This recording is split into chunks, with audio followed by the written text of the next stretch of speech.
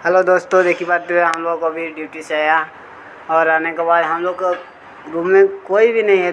देखिए इधर, देखिए कोई भी नहीं है, इधर भी कोई नहीं है।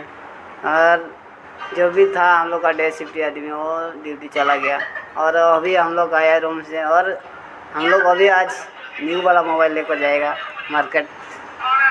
हम लोग देखिए अभी जाएगा। अभी हम लोग का देखिए कंपनी, ये हम लोग का कंपनी देख रहे हैं। ये कंपनी है हम लोग का,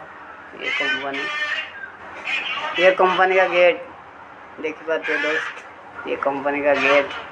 और ठीक हम लोग जाएगा, उसका मोबाइल लेकर आएगा, उसका बाद हम लोग मोबाइल दिखाएगा आप लोग को, ठीक है ना।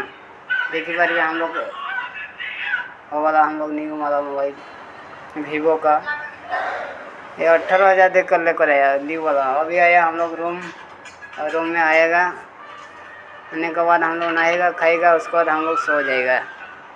तब तक के लिए थैंक यू। जय जगन्नाथ। रैली।